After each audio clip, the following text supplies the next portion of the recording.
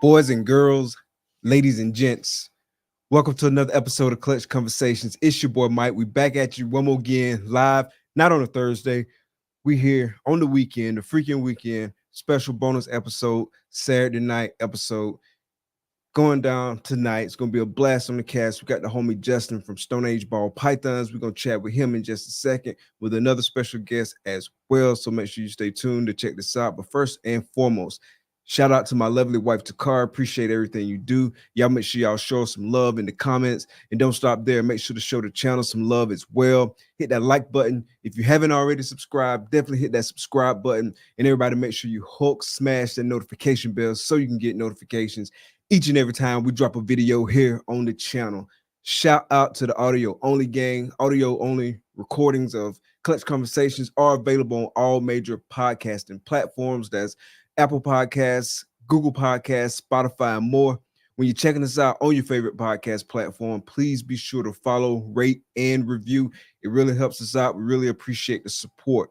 Speaking of support, if you're involved in this reptile hobby in any shape, form, or fashion, make sure you're supporting USARK and USARK Florida. The links for both organizations are in the description of this video. If you're not a member, definitely go grab your membership. If you're able to donate what you can. Be sure to spread the word about both these organizations that help protect our rights as reptile keepers. So tell a friend, tell a friend, tell a friend, tell a friend. Speaking of tell a friend, make sure you tell a friend about the sponsors, man. We're gonna kick this sponsor video. Check out the homie Shane and the homie Justin. Then we're gonna be right back and say what's up with some folks in the chat. Big dreams start in small towns. Small Town Xotics is a family-ran business that specializes in high-quality ball python morphs, western hognoses, and select leopard geckos. They are proud members of USARK, USARK Florida, and the Orient Society. Stay connected with Small Town Xotics on YouTube, Instagram, and Facebook. Witness their journey as they grow their business and showcase their animals to the world. Thank you, Small Town Xotics, for sponsoring the show.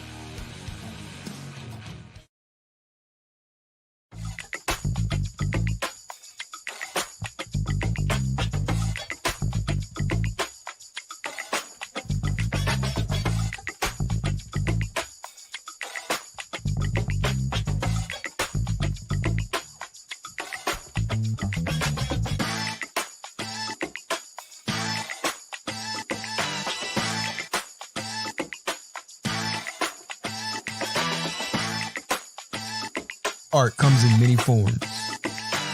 At Armless Angels, it comes to life. Shout out to the sponsors. Shout out to the homie Shane. Shout out to the homie Justin. Man, y'all make sure y'all go check them out. Both of them got some dope productions. Let's see who we got in the chat tonight. First in the building, the homie Big Ro. What's good? Ro 5.0. Thanks for coming out, bro. Thanks for the support. Morph Master J, Johnny, what's good, bro? Appreciate you coming out. The homie Malacio Wiz Constrictors in the building again. What's good, homie? Shout out to the Wiz Tang Clan. Y'all make sure after this show you hightail it over there and check out Sophisticated Ignorance tonight because it's gonna be a blast. Eric's More Factory, what's good? Appreciate you coming out, homie. What's good? What's good, Nana D? Appreciate you coming out. Osa Reptiles in the building. Appreciate you coming out. Krista, what's good? Appreciate you coming out. Jason, what's good, homie? Appreciate you coming out. Appreciate the support. Rob, what's up? What's up? Appreciate you coming out, homie. Appreciate the support. Wifey, what's good? We're going to stop it right there. We're going to keep the intro and we'll be right back.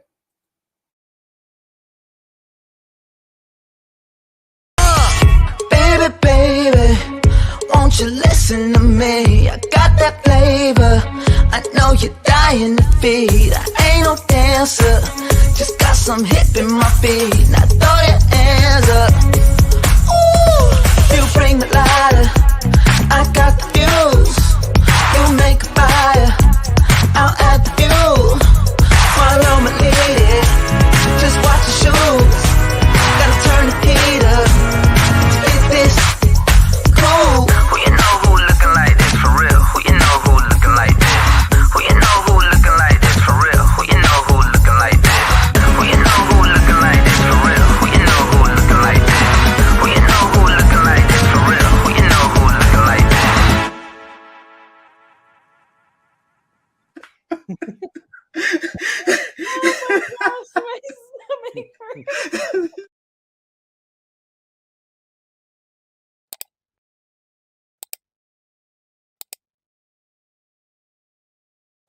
Episode 94, Stoneage Ball Pythons.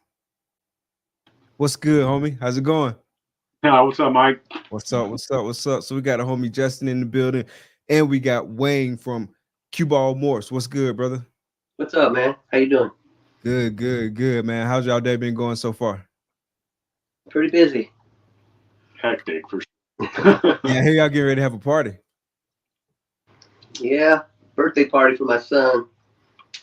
Nice, nice, nice. How old is he? Turning 5. Turning 5. Okay, okay. That's what's up. That's what's up. That's what's up. Justin, man. So it's been good chatting with y'all week, man. Definitely wanting to get you on the show, man. Congratulations on being on 15 Minutes of Lame. And I see you've been dropping a lot of videos and reels and stuff and all that. So, man, talk about that a little bit. So, yeah, I've been at first I didn't know what to do. I was like, should I try make my own original content, or should I just, like, my viral Instagram page, that's kind of my stick, is to put my face on videos. Not so much interacting. It's normally just like just my face and my facial reactions to whatever I'm watching. So that's why I thought to incorporate that. Since I'm known for that already, I thought maybe that would work out in the competition for me. It did a little bit, but I think what's the right word for it? Like the jazz of it is kind of fading. So I was listening to a couple of the podcasts, the guy running it, Snakes and the Fat Man, and he mentioned saying like, he's got to start doing some original content if he wants a chance. And I really do want to win this. So it's like, I'm willing to do whatever. Like, I just posted a reel today of me dancing. I'm like, that's not me, man. Like, I'm not a dancer, but I thought it would be shock and awe, my big ass dancing to some music. So I saw you backstage dancing when the Armless Angels commercial was on. I saw you getting jiggy with it back there. I think I told you this. I listen to your podcast every week, and I know the song, and it's just super catchy. So I'm just like, even at work, I have my AirPod or my Beats AirPod things, and I'll just be dancing to it at work whenever your podcast starts, and people are like, "What are you doing, bro?" Catchy. Yeah, you gotta post more dancing videos. And Instagram is pretty public, so it's pushing me out of my shell to be competitive in this. Nice. Yeah, so I want to kind of just touch on. So how long have you been into reptiles? So I mean, we can go all the way back to when I was like 7 or 8. I had my first iguana. Oh wow, that's pretty early. That's when that's maybe not when the addiction started, but I had an iguana for growing up, and once I was an adult and I wasn't living at my parents', was when I really got in it. I think I was 20 or 21 when I got my first 2 ball pythons from a coworker. 20 or 21? Yeah. So I was 20 or 21. I bought my first 2 normals in like 2010, I want to say. And my coworker, he was a breeder in 2010. He had 200 ball pythons at the time, and he just kind of showed me his cool stuff. Like, oh, this is yellow belly. I got some het clown stuff, and he just kind of explained to me like, yeah, I can make whatever I want. Like, I just got to put these snakes together. And then that's when it started to like triggered in my mind, like, dang, this could be a fun project or a fun hobby. And I just started raising those first two, and eventually talked my girlfriend, at the time was my wife, Ashley, into letting me get more. And I got up to about 17 animals in 2013. But so I bred for 2013, and long story short, I got my great-grandparents passed away, and they sold the quadplex that I was living in. And the new people are like, here's your 60-day notice. See you later. So my buddy who got me into it was willing to take my collection of snakes. And so he took the snakes, and I was living in 1-bedroom apartments. I was doing my electrical apprenticeship program. I just wasn't in a place to like focus on breeding. So 2013 was, I produced 3 clutches. That was the first. So what were those pairings back then? So the first clutch I got was a black pastel spider to a black pastel. I was trying to go for the super blacks. Okay. I've always had a thing for the dark jeans and ball pythons. It's always been my favorite. Dark jeans and pieds. Yeah, I love dark jeans. Yep. Yeah, I have some a little bit cooler stuff now, but yeah. Yeah, I got 2 pair of black Levi's. Black Levi's? Oh, blue.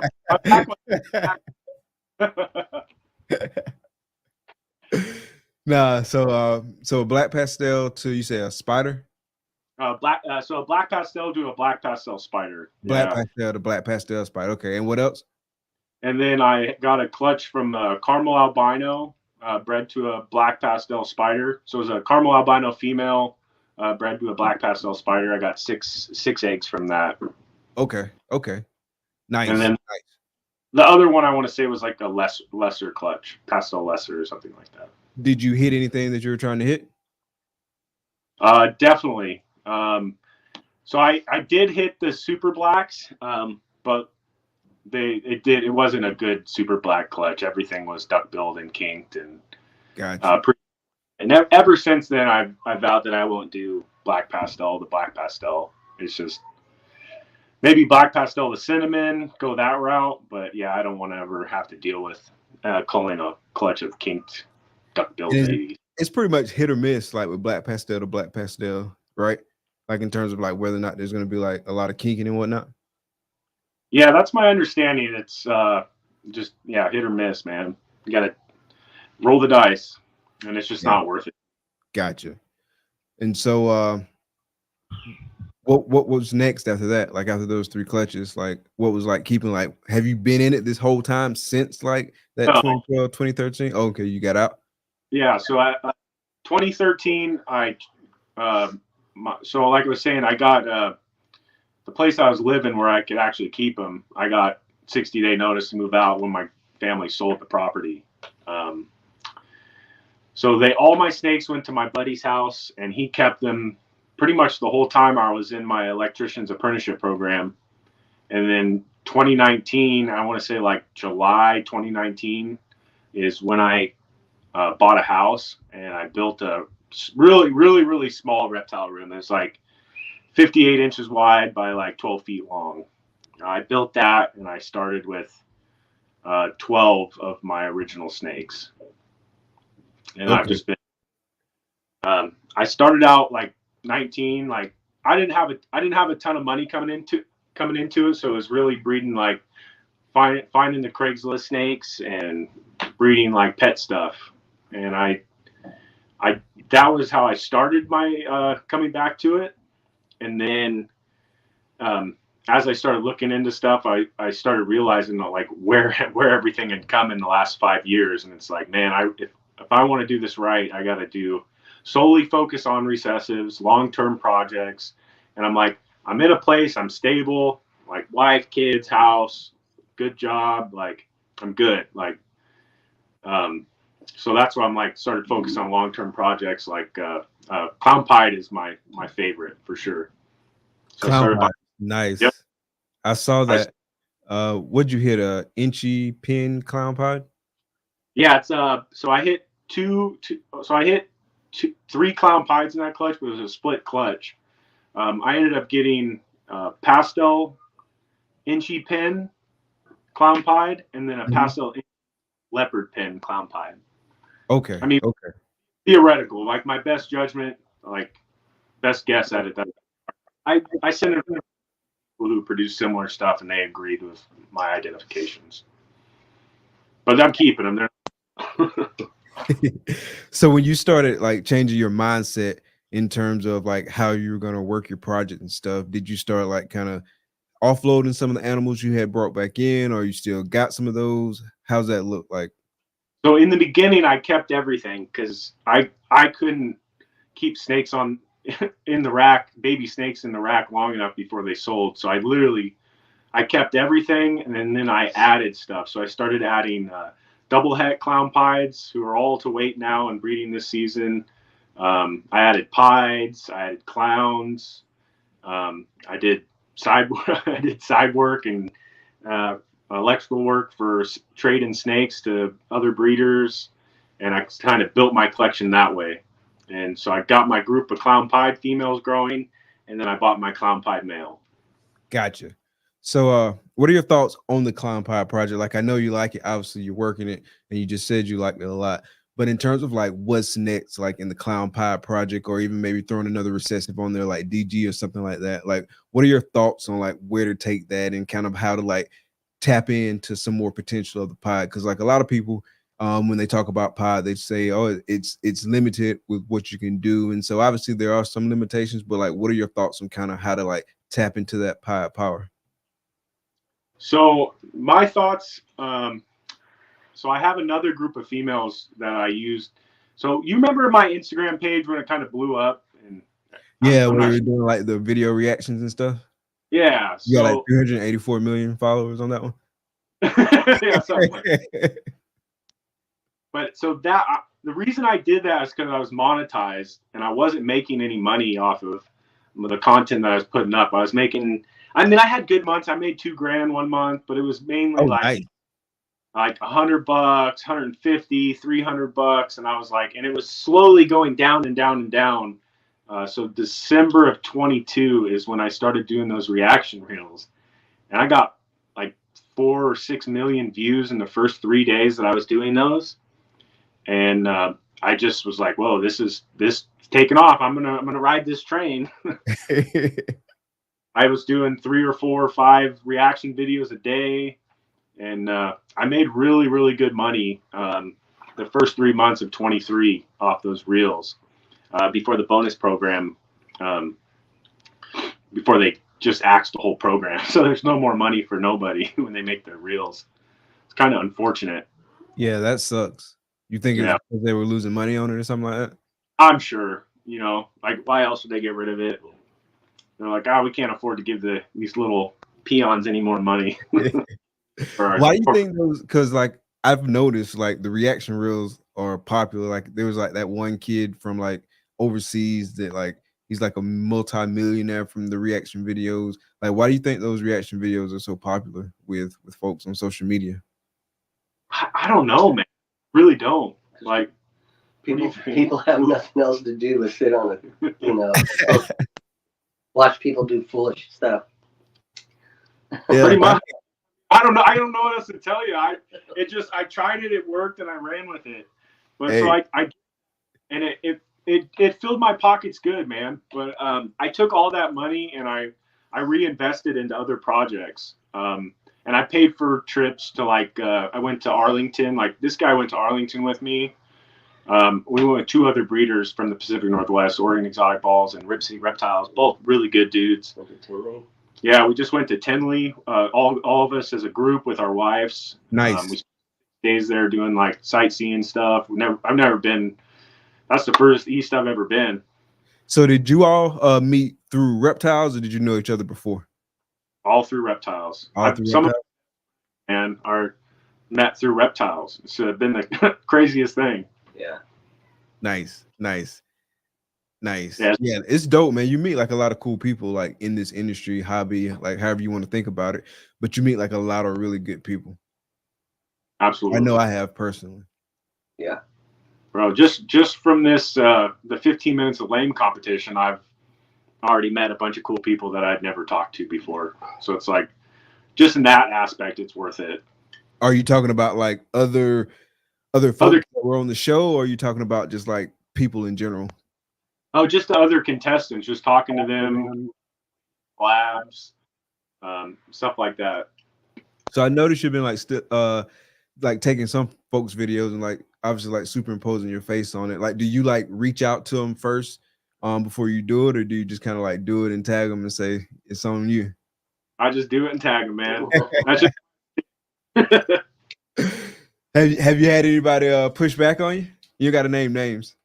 No, nobody. Everybody's been super cool about it. I mean, That's what's I don't up. think they're taking it like serious or they're getting mad at people. Like I'm treating it seriously, but I'm not treating it where I'm trying to like make enemies or whatever. I'd rather make friends with all these people.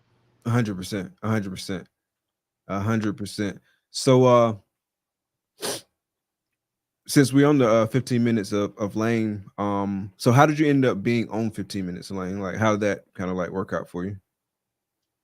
So I just have started listening to Chris's podcast, like right after Arlington 22. I kind of started listening to it, and it kind of blew right into the last year's competition with everybody. And I followed it every day, and I was really interested. And I saw it as like awesome exposure for the companies that were competing in it. Like Leviathan Steaks now is like a household name, you know, because they did it. And I mean, I think that at least maybe I'm wrong, but I would just thought it'd always be good exposure. And I've done Chris's Zoom calls, and I've messaged him a little bit, and then out of nowhere he offered it. He's like, "You want to be on 15 Minutes Lane?" I'm like, "Heck yeah, I'll do it." Listen to it I listen to every episode he puts out either way. Yeah, he's got a really good podcast. That was like one of the first podcasts that I started, Reptile podcast that I started listening to like early on. Right. Yeah, I think like the first ones that I saw were like when he was doing like what do you call it? I can't remember, but anyway, like it was like a Brittany Gobble episode, a Justin episode, Leveling Up, that's what it was called. And so like I kind of like follow like that whole series. I think it was like maybe 5 episodes altogether. And so like that's, like I said, it was one of the first ones that I started listening to. Really good podcast. But yeah, I agree with you. Like getting your name out there, getting some exposure, like it's a win-win. Like even if you don't win the actual contest, like I feel like you'll benefit just from participating and more people like knowing your name, like seeing it every time. Like because even when folks go in and vote, right? Like all the contestants are listed there. And so like they're seeing those same people. If they go in every day and vote, they're seeing those same people like every day. You see those names. So it's definitely good exposure. So yeah, you got really anything? Obviously you probably don't want to spill the beans on some stuff, but do you got anything special coming out in terms of like campaigning? Like you planning to do like some more collaborations, some stuff like that? Oh yeah, no, I definitely have collaboration planned with Paul, Large Marge Morphs. Keys hasn't really been campaigning, but he's down to do a collab with me. I think that one's gonna be a really good one. Oh, yeah, no doubt. I have a couple of other collabs. I'll just kind of keep in my pocket, okay. But I think really good and really well received for sure. Yeah, I think it'll be dope, man. Yeah, I'm looking forward to seeing it. Did you watch the documentary? Oh yeah, for sure. Yeah, that was real dope. Like, yeah, I was super. I haven't talked. I wanted to be like. I wanted to like message and be like, "Hey man, that shit's really good, like really professional." I was really impressed with it, but I'm like, they're the judges. I'm not trying to be acting like a brown nose. Or maybe after the competition, I'll tell them. You know? I don't know. But nah, I mean, it's legit, man. Like it would be genuine feedback because it's really good. It's really dope. Like the cinematography, just like the layout, the transitions, the music, like it's just a lot of really dope stuff that they have in it. Like great interviews, great questions, like just start to finish. Like especially for it being the first one. And I don't say it like discount anything or anything like that, or like make any kind of excuses. Like it's like one of the best documentaries I've seen, and that's their first one. So just like imagine, like we were talking about it the other night, but imagine like 5-10 documentaries down the road. Like it's gonna be nuts. Yeah. Once they refine the skills like completely, yeah, it's just gonna get better and better. Yeah, that was insane. So yeah, kudos to them. Kudos to them. So you're gonna drop a documentary next year, right? No. No, I don't have time to fly all over the country, nor the money to fly all around the country and do that.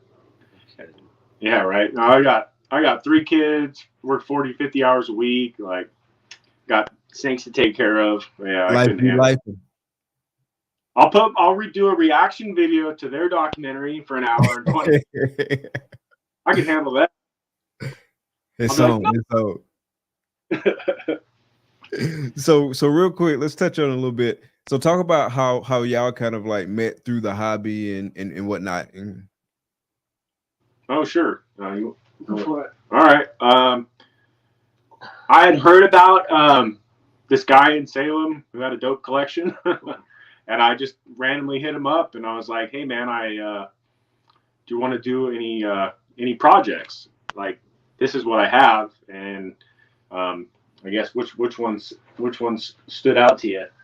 Well, I wanted to do. He has a sable clown, and the stranger sable clown hasn't been made. So oh, nice.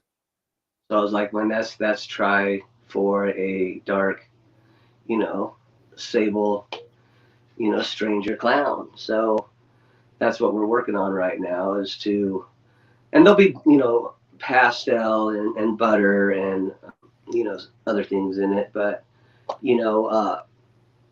ain't seen one yet. He hasn't seen one yet, so I haven't seen one either. Yeah, let's make it, man. I feel like sable's one of those sleeper genes too. Like I haven't seen any sable. I'm sorry. I love sable. I made the first sable puzzle this year. Oh, nice. Yeah, I haven't seen any sable combos that I didn't like. Yeah, me neither. So I made world's first, that, and then I ended up selling it, because I could make it again, so it wasn't a big deal. So, it's you keep what you want to keep, you get rid of what you want to get rid of, and it's just like, if you can make it again instantly, the same year, why not get rid of it? That's how I feel, especially when it's something that I already really have in both sides. So it's like, it was a no-brainer. I got, I invested in something much better to put in, when I sold it. So it worked for us both pretty much. Yeah. Yeah, 100%. Well, I guess let me back up. Because I'm getting ahead of myself. How long have you been breeding ball pythons? So, I started back in 2002. Oh, wow. So old school. Yeah, old school. I knew some of the older guys, and I was one of the first people out there that had a pewter and a black pastel when those things were like 10K, and all that back in the day. But at the same time, I was USDA licensed, and we bred, exotic animals like monkeys and wallabies and mundies and all that other stuff. So, our hands were pretty deep into all kinds of animals. So my collection back then wasn't too big. I think I had a total of probably 30 snakes back then. And anyhow, when we decided to have children, we kind of got rid of everything. So in 2000, I want to say it was 2008 is when we got rid of everything. And then my son Quentin, so the reason I'm Cue Ball Morphs is because I named it after Quentin, Cue Ball, I call him Q. So anyway, he came to me when he was 6 years old and was like, "Hey, Dad, can we do a breeding project for school?" And it floored me because we never really told him that we did snakes back in the day. And so I was like, "Well, man, we better talk to your mom about that, you know." So we went and talked to her, and she's like, "Well, if you guys do that, I want nothing to do with it." You know, she says, I'm done with that. So anyhow, I was like, let's do it, man. And so, you know, he's 13 now, and we started when he was like 6. So 17.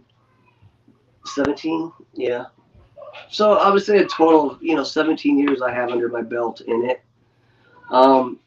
But consistency, it'd be 8 years, like, and we started off kind of buying some guy's collection. I bought this guy's collection that had cool recessives, some G-stripe stuff in it, double head clown, ghost stuff in it, and I think it was like 15, 16 snakes I paid for, and they were all breeders for $2K.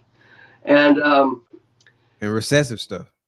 Yeah, so we brought that in. He was like, "Hey, man, they're all ready to breed." So I had a total of about 25 females. We bred 25 females our first year. I think it was in 2015 or something like that. And we had 25 clutches.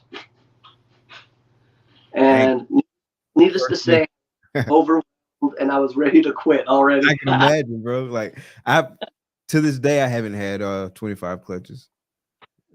I can imagine. Not even close. So it was a learning experience, honestly, to have that many eggs and to have that many hatchlings and never being able to ever have them before. So this was our first, time, and we had over, 200 and something snakes, you know what I mean? And so the crappy part about it was, we were just really learning about hatchlings, because even when I did the snakes back then, I never really had any. I was just growing them all up back in the day, so I never got to make any clutches. But see, so we have these, 300 or 250 snakes is about, and out of all of those, my friend, my wife had to assist feed 98%. So within saying that was enough to drive us into man, I don't know if I want to do this anymore. Yeah, I can imagine. Yeah, it was like. So you're saying 98% of all 25 clutches? Yes, exactly. All of them. Pretty much. Wow. So what I ended up finding out in the next following year was, I should have left my snakes in the incubator a little longer, till their first shed, and for all this stuff, I didn't really have a bunch of people that was guiding me, you know what I mean? So it was kind of much reading and all the investigation stuff, doing it that way, Google this, that, and just trying to work it all out. But the next following year, I left after they came out of the egg, I left them in there for 2 weeks, and I have never had to assist feed anything again. Maybe 1%, of all the clutches I've had since then, I've had to assist feed. So it was a learning curve, but I'll tell you, like I said, that first round, man, was enough to make us all want to like throw our hands up in the air and like, we're done. We're done. Yeah, that's a lot, man. Having that many for like your first year, and then on top of that, having to assist feed so many snakes, because that takes a lot of time, a lot of work. It's a lot of like stress for you and the snake, man. So that really says a lot about y'all to be able to kind of like push through that. Because like me, I might have been done. It was tough, man. But I wanted to stay strong for my son and not let him see like, oh man, I didn't want him to see the downside of things, like, oh yeah, crap, for sure. this sucks, But I stayed positive. My wife was right there, helped us all through it, and like I said, you know, I learned how to deal with it to where we don't have to do that anymore. And so life is wonderful when it comes to breeding on that side of it. Nice, nice. So what's the collection look like now? What projects are you focusing on? Oh my gosh, man. That's gonna be a long answer. Oh, you name it, and I'm probably doing it. You know, the newest stuff that I recently got into is paint. Okay, yeah, paint's real nice. My homie Matt just got into paint a little bit, and he planning to do like some big things with it. I really like it too. So yeah, I got a couple boys growing up right now, and I have a stranger het paint breeder female right now. That's, you know, if I had even a het paint boy, I'd put it to her and, you know, go for, you know, that 1 and 4, you know. But Yeah. but I have some visual boys growing up, so I'll just hold on to her and not waste her. You know, I'll just let her go until they, you know, get older. You know, I do a lot of Jaguar stuff now, redhead, you know, monsoon, Okay. sunset, tri-stripe, hypo puzzle, all big in the puzzle, ultramel, you know, pied and clown in the ultramel DG, Nice. hypo rainbow stuff. I mean, my hands are in it everywhere. You know, a little bit of everywhere. I'm focusing on really to make off the wall, you know, triple and quad hits. Gotcha. And so do the two of you do y'all collab on stuff? Like Yes. project-wise? Yeah. He's got 5 of my females down here right now. Okay. Yeah. Okay. Y'all want to share what some of those joint projects are, or is it top secret? No. Yeah. So he has a lesser, what is it, inchy? Oh, pastel lesser G stripe female. So, you know, Yeah, he won't tell me what he's putting to it. No, I don't. I didn't. I'm putting a Russo zebra into that. Oh shit! And you know, to hopefully be one of the first people to make, you know, a zebra G stripe down the line. You know. Yeah, I don't think I've heard of anybody working that project. No. So yeah. So that's one that I have going, and like you know, like the sable clown is another, or stranger sable clown is another. Black pastel het clown. Yeah, the black pastel het clown. I put red stripe clown too. Okay. And I know there's another one. Yeah, but it's nothing crazy. Just a 3 gene female. Yeah, it's nothing. Just to make something cool out of it. So yeah, just some cool stuff to make, you know. Oh, my project, the champagne. Oh yeah, yeah. Have you seen that? Have you seen that boy I put up? Like half his body is washed out, half has like crazy pattern. No, I don't think I have. Is he on IG? Yeah. Is it recent? It's it's pictured on the reel I made. It looks like camera film that moves up and down. And it's on the Stoneage pythons, right? Yeah.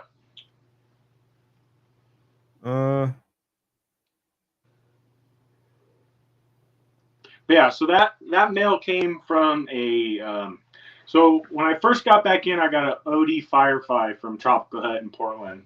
I see it. Yeah. Bred a lot of orange dream stuff, and I produced a ton of orange dream stuff too, like Firefly orange dream stuff. But I took that same male and I bred it to a champagne that I bought in 2011, and I never got a chance to breed her. She wasn't to size before I got out in 2013. So I bred him to her, and the crazy that boy came out.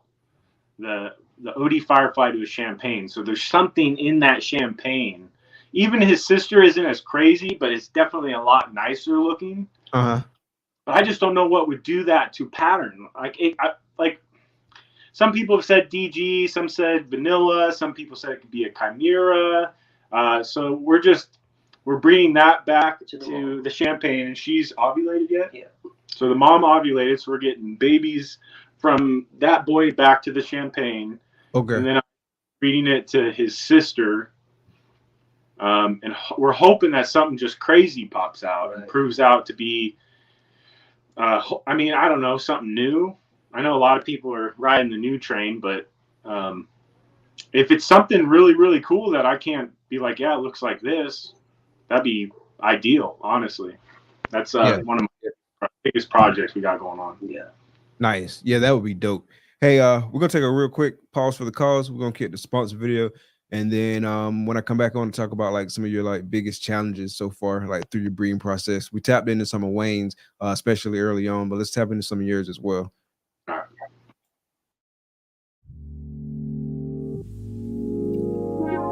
Peace and love, family. We invite you into the heart of our serenity, Ancestral Royal Pythons. At Ancestral Royal Pythons, we're not just breeders, we're nurturers of love and growth. Each of our high-end ball pythons is a tribute to the grandeur of the natural world and our dedication to quality. Reach out today and bring one of our creations into your home. This is Ancestral Royal Pythons. Your journey begins here. Here's to the exciting world of Ebony and Ivory reptiles. From unforgettable parties and events to keeping and hatching some of the dopest reptiles in the reptile hobby, we're all about education, quality, integrity, and respect. Hit us up and see how we can help make your next project a reality. Experience Ebony and Ivory reptiles, where fascination meets fun. Ebony and Ivory reptiles. Man, you know what make a good clip is if you do the Ebony and Ivory reptiles jingle. We can post that up. Ivory reptile. Bro, that's so man. I told Ebony and Ivory that. I'm like, that is my favorite commercial. He did such a good job on that. I'm always to myself, man. Even when I'm not listening to your podcast, it's catchy. I like it. Yeah, that's real dope. Real dope. All right, bro. So challenges, like, what have been some things that just kind of gut punched you? That's okay. That's a fair question. Probably getting a Partho clutch was a gut, because it was so stressful. Because I didn't know what was going on, like why my eggs are dying. Like, so I bought an Inchy Fire from a guy, like breeder female, and she didn't go for 2.5 years. It's like one of the first ones I bought, like off of like Morph Market when I got back in, was an Inchy Fire, like 4,000 gram female, 4,500 grams now probably, but just humongous. And I bred her, and she never went. When she finally went, I got 10 perfect eggs, and the babies or the eggs started like, I think like 3 molded out at first after like 8 days, and then like, I want to say so it was 10 total. I ended up with 3. So then 4 more died at like the halfway point, and I'm just like stressing balls, man. Like, what am I doing wrong? There's 3 other clutches in the incubator. They're fine. Like, the eggs had good veins. Everything was fine. And then by the very end, I had 3 eggs left. All 3 had, like, I want to say I cut them because I was like worried about them or something. But when I cut them, 2 of the snakes were like pure white, and there was no pairing for it to be a pure white snake. Those 2 white snakes came out of the egg and failed to thrive, died, crawled out of the egg, died. Oh, wow. And the one baby that was left had 1 eye, and it was probably 30 grams, like teeny tiny. Like, I assist fed it rat tails, like tried to get it going, and it after like 2 months, it ended up dying too. That was probably my biggest gut punch. I wouldn't say like the breeding aspect of it is challenging, but like the time management of it is the most challenging part with me, with the kids and the full-time job and responsibilities, for sure. Yeah, for sure. It can be hard to like kind of like balance everything. especially like when you got like work, family, and all that good stuff, and you don't want to shortchange anything. And so sometimes it's a balancing act, and I don't think it's ever like perfectly balanced. Like sometimes you might be more in one space and less in others, and sometimes you might be in a different space, and so it just you make it work. But yeah, it can definitely be a challenge. Absolutely. That's why I've kept my collection on the smaller end. I'll max out at like 58 breeder females and Okay. probably 80 hatchling rack spaces. And I don't want to do. I mean, I'd be okay doing maybe like 15 clutches a year would be about what I'm shooting for, maxed out. Yeah, that's manageable. Like that's where we're at like this year, and that seems to be like a manageable spot. Like maybe we can go a little bit more, but Does Lamar help? 15, I don't want to like jump into like a lot of them. So that's why again, kudos to you, Wayne, because that's a lot to jump into early. Like I'm glad we kind of like it's been like a steady build for us. Like the first year we had like one clutch, then the next year we had I don't know like probably like 8 or 9 clutches, and then this year we had about 15. I think we'll probably end up with 17 because we got 2 more, so 17 will be our total. And then next year we'll probably be in the same kind of range because I'm only gonna like do certain pairings next year. I'm gonna dial back a little bit, and so we'll probably be in like that 20 to 25 range for next year too. Right. And then go is ahead. that you or does Takara help you out too? Oh, Takara helps out. Yeah. Okay. Takara helps out. My son Mike helps out, and so that definitely makes it a lot easier than it would be if it was just like me solo dolo in it. Yeah, I'm soloing it right now. I got my kids are too little, but hopefully they'll man up in a little bit and help me. yeah. They Then I can. can more, but like right now I can't. You know. Yeah, my son's like 6'2", so he's like taller than me. So He can nice reach set the of hands. Yeah, exactly. Nice set of hands to work with. heck yeah. But yeah, it's cool, and it's something to do together too. That's another cool thing about it. And then another cool thing just about like the whole thing in general is like what we touched on earlier. It's just like meeting people, making new friends, kind of building out that community. That community aspect, in my opinion, is huge. Yeah. Right. Yeah, I just built a bigger room. So I told you about my smaller room in the beginning. I built an 8-foot by 13-foot room and put like RV bench seat in it. So my kids, they'll sit there. I put a TV in there. My kids will come in and hang out. They're 2 and 4, so it's like they'll come hang out, watch cartoons while Dad does snake stuff or whatever, or watch a movie. Or so it's part of the reason I did it was to have some hangout room. My other room, it was standing room only. I could bring like one person in it and show them some stuff. It was really cramped. So, and I mean, I know I'm going to be in this long term, so I built a huge room, went all out. Yeah, now we got hangout room. I love it. Are you breeding rodents too, or how are you getting your rodent? So I don't breed rodents. I buy and I buy from a couple of people, and then I own part of a rat breeding facility that has just started to the point where I get all my hopper mice for hatchlings for free, and I get a handful of frozen thawed. I feed mostly frozen thawed, so I try and keep like 6 months at a time stored up. Okay. That was my biggest concern getting back in was feeding. I knew I wasn't gonna. I mean, I bred rats at my house. My wife freaking hates it. It stinks, but it's like I phased the rats out. No more rats. I just got the snakes. I have a couple of holding bins when I pick up live or whatever, but nothing. No more breeding at my house for sure. Yeah. Been there, done that. So, what's the market like in y'all's area in terms of like, are there like and when I say market, I'm talking about like the rodent market, right? So are there a lot of suppliers of rodents, or you gonna kind of be like one of the only guys in town? How's that gonna work for you? So Q-Ball is a big. He'd probably have more grasp on it than I do. I just feed. It's funny because I'm kind of selfish when it comes to the rats and mice because I have 500 snakes of my own, and so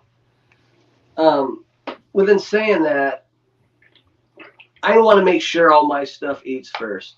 If I don't have at least 2 weeks up front, not counting the week that I'm feeding, then I'm not gonna sell. But my rat operation's so big now that, and I have it dialed in to where, it's heat during the winter. It's perfectly 74 degrees, and it's air conditioned during the summer, 74 degrees. So my stuff does not slow down. So I don't have a problem selling rats at all.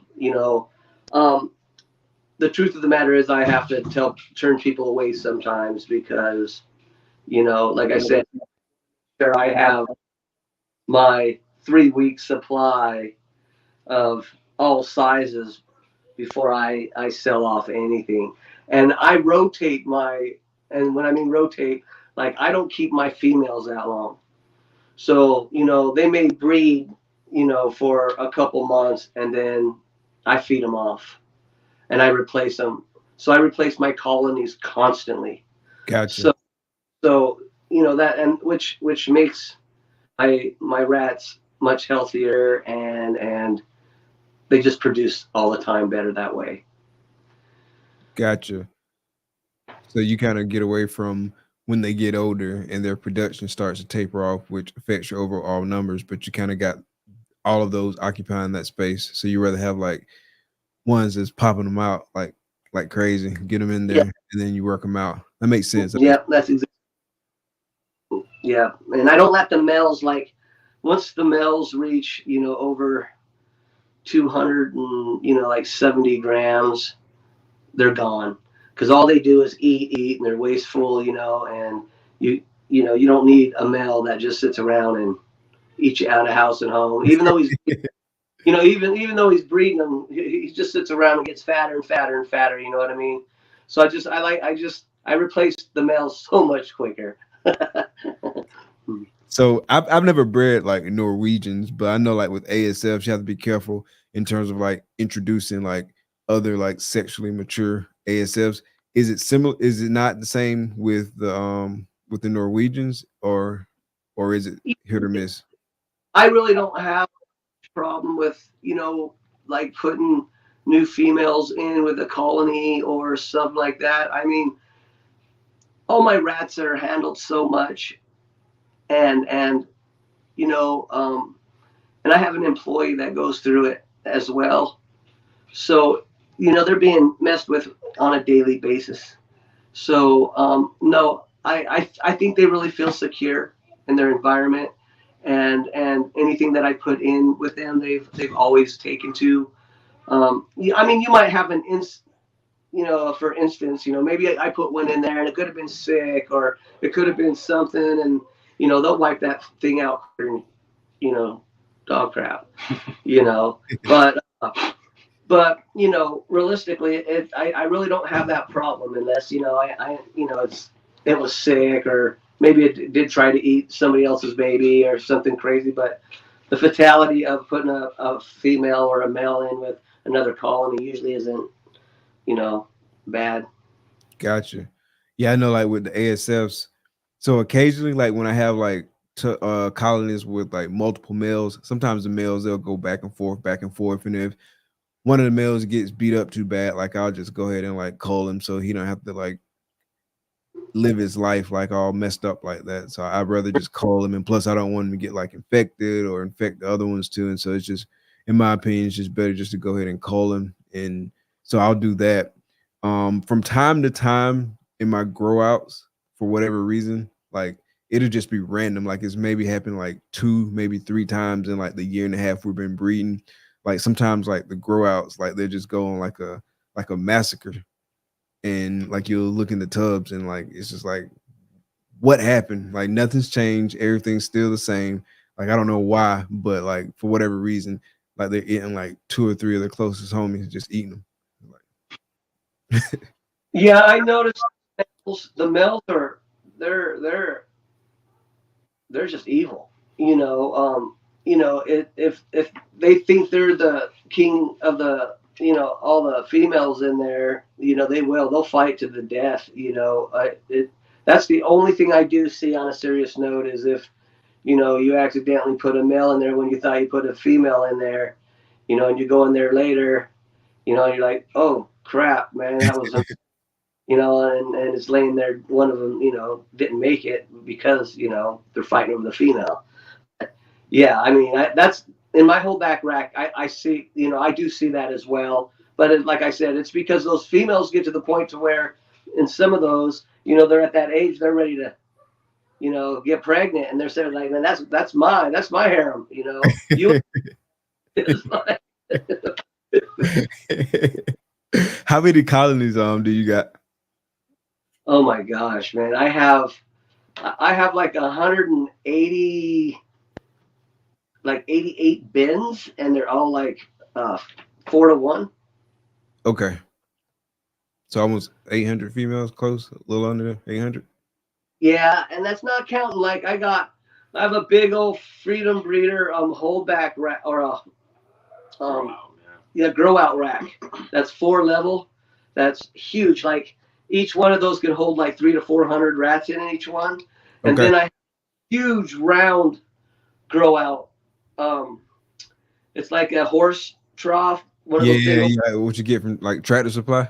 Yeah, like huge, and I built screens over it and a feeder in it and all that. And man, dude, I can hold, 600 rats in that. So if you really want to figure it out, I have a lot more than that in females because, we keep most of the females and the males are the ones that we off first. You know what I mean? Gotcha. Yeah, that makes perfect sense. Yeah. That makes perfect sense. And what food are you using? So I'm a distributor for Cruise. So Cruise products, it's wonderful, man. I used to use Missouri. Every time I bought pallets in Missouri, it was like a quarter of the damn bag was powder, and when I poured on my stuff, it was like brittle and it'd break. Yeah, that's the same thing happened to us. So this Cruise that I have is, man, it's a hard pellet. They have to, break it off to eat it, work at it. And, it's 18% protein, just like Missouri is. And it lasts, I'm not going to exaggerate, it lasts twice as long as the Missouri. And it's a 40-pound bag, not a 50-pound bag, because you get no waste. Yeah, I could believe that. Like that's the issue that we had with the Missouri was just like the waste from it. Like you said, like a lot of it was powder, and then like it's crumbled up real quick, and so like you're like, am I even really getting the yield that I need to get from this? And so we went to the Kalmbach 23% rodent diet feed, and so we've been using that ever since. And I feel like we get better yield from it. I just want to find a pallet of it, and I don't know like. I've been calling around like with different like feed places and stuff like that, trying to get a quote on a pallet. Right. That's what I really want to do is get a pallet of it and kind of like have it on deck. And then obviously if you buy in bulk, or in a lot of cases, if you buy in bulk, you can get like a cheaper like per bag cost. And so obviously I want to reduce costs where I can. For sure.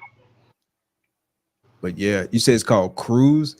Is it that like a regional kind of brand, or are they all across the states? Yeah, it's shipped throughout. I want to say it's a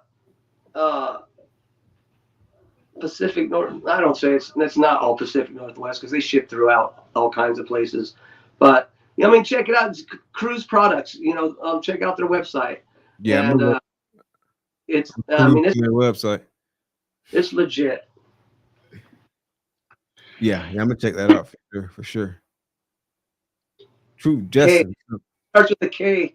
Kruse. Kruse. Got it. Cool. So Justin, if you're convincing someone to vote for you for 15 minutes of lame, what's your elevator pitch? Why should they vote for you over everybody else?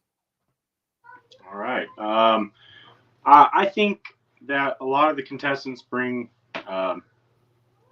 different positive aspects from the community, and I wouldn't dog anybody, but for me specifically, that I just want people to know that I take this I take this very seriously. I'm here long term. I have long term projects.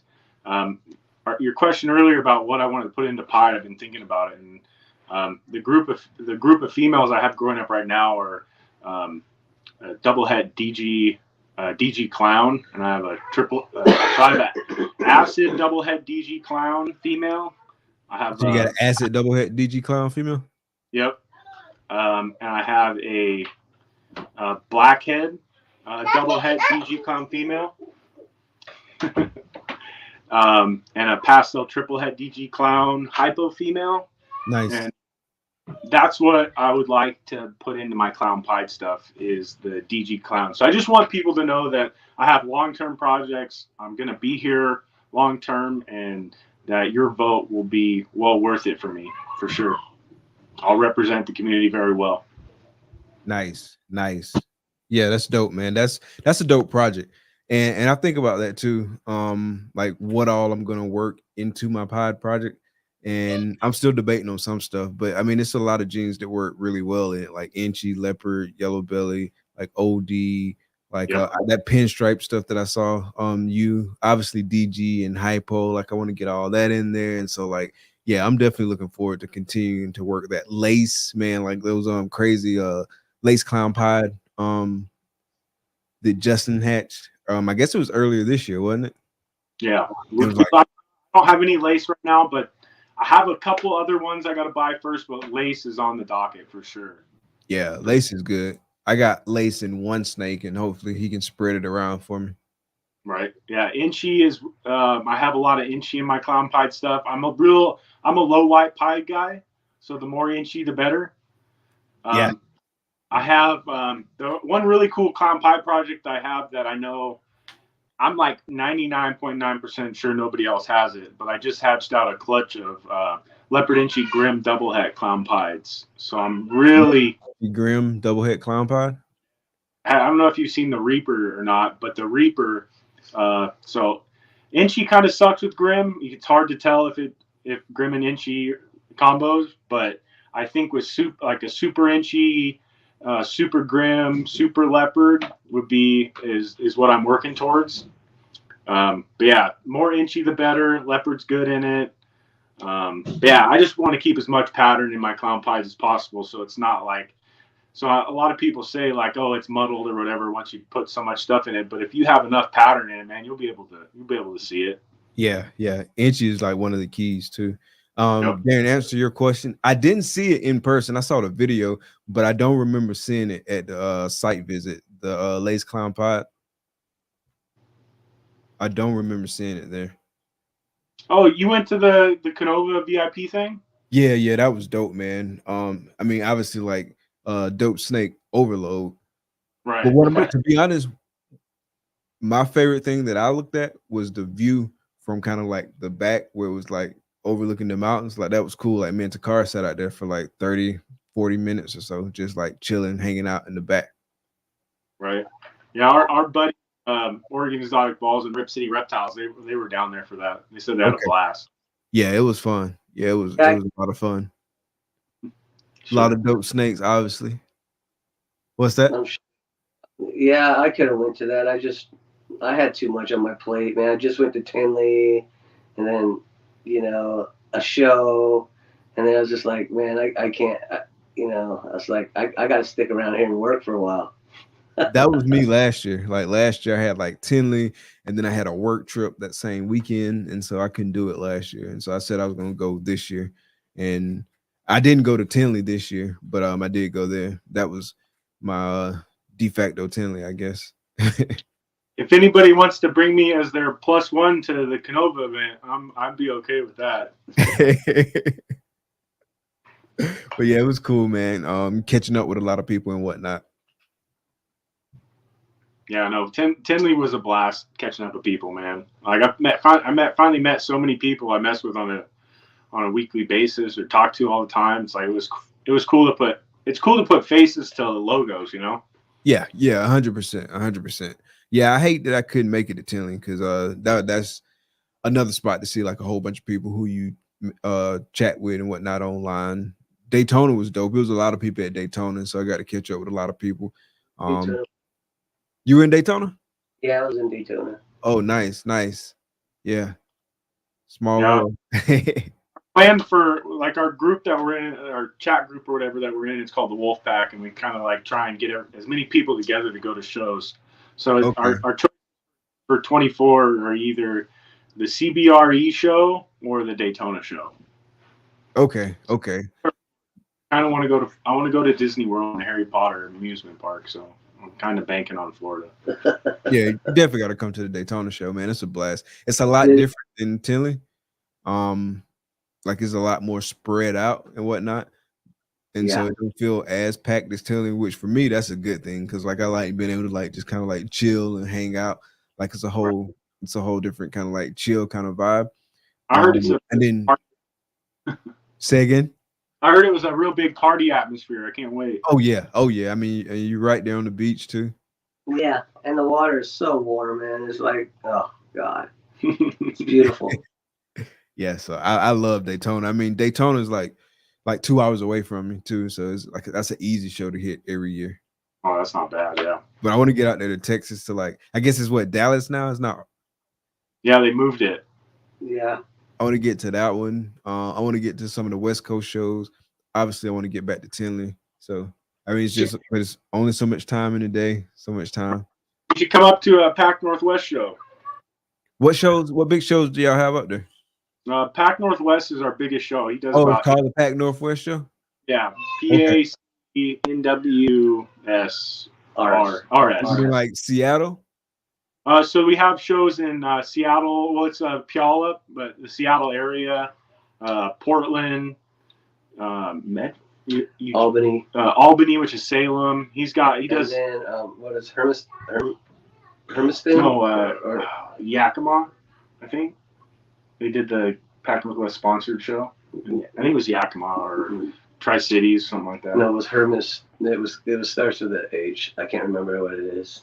But yeah, they're all over Oregon and Washington. Yeah, he vends every Pac Northwest show. I go and sometimes I have a table, but most of the times I'm helping him vend his table. And then we have so that's a 2-day show, and then we have a 1-day show, and they do Seattle, Portland, Salem. Okay. And is there a pretty busy show circuit around y'all? Yeah, I think it's pretty busy. Yeah, it's pretty good. It's pretty good. Good show circuit for sure. We saw a lot of animals. Nice. Cool. All right, bro. So I know y'all gotta get to the birthday party, so I don't want to hold y'all too long. But I do have some wrap-up questions before we let you get out here and enjoy the rest of your evening with the family and the kids and celebrating the birthdays and all that good stuff. You guys can feel free to tag team these questions if you want. I'll put the question out there, and if you wanna chime in on it, Wayne, however y'all want to do it. But the first one is, if you could live anywhere in the world, where would it be and why? Right where I'm at. Man, Texas for me, man. I want to be up there to where I can hit those shows every week. It's too hot. So I say right where I'm at for a reason, man. I always tell people Oregon is so beautiful, man. Like I'm an hour away from the ocean. I'm an hour away from high desert. I'm an hour away from the mountains to go snowboarding. Like literally we have everything you could ask for. We don't have bugs. We don't have we have a little bit of mosquitoes. We don't have really that many biting insects that bad. We have not crazy humidity. It's comfortable year round. I know a lot of the complaints from people is the rain. They don't like the rain. It's depressing or whatever. But I grew up here, man. I love the rain. Yeah, the politics of Oregon suck. I'll digress. Nice. And why Texas, you say? Because, man, they're around those areas up there. There's a show every week. I mean, I could be. How it is in Florida. I could be vending all these different shows all the time, man. And it'd be a blast. Nice. All right. So, if you won $10 million tomorrow, how would you use it?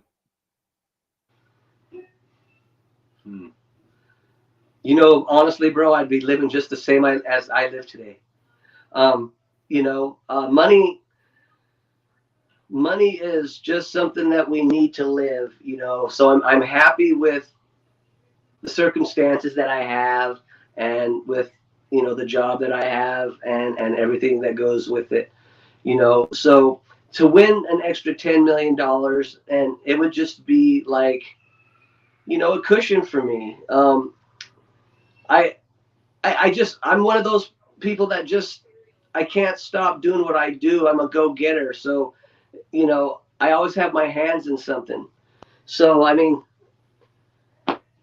it would just be something that would just sit there unless I needed to invest it in snakes or something. You'd spend the first day buying snakes. You know, we always did, you know. Bro, not $9 million in rental properties where I can establish a lower tax bracket income.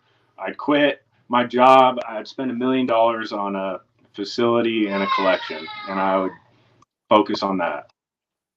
Nice. And then the last one, if you could have dinner with any 3 people, dead or alive, who would it be and why? Man, I hear this question every episode I listen to, man, and I always think about it. For sure, without a doubt, one of them would be my great grandma. I mean, I spent my whole life with her, but biggest positive impact on my life, and I freaking miss the hell out of her, you know. That would be the one. Yeah. Family. I don't know, man. I hear people say people all the time. I'm like, yeah, that'd be a cool conversation. I think I don't know if he'd want to talk to me, but Genghis Khan would be a cool dude to talk to on what he did. I was a pretty guy. And I love history, man. So like maybe out for the Great when he was 20 would be a good one to sit down and talk to. What's I mean, I guess you would ask him. How do you take over the world, bro? No, I don't know. It's just such. We're so far removed from that time, man. It's like I don't even know if he could answer any question that would play any role in today's society. Maybe, I don't know. But yeah, he was the great for sure. But, nice. Well, I mean, if it was just one person in the whole world, I mean, that's just too hard. And I guess it'd be my mom, you know, on a serious note, you know, just to sit down and have a conversation with her, you know.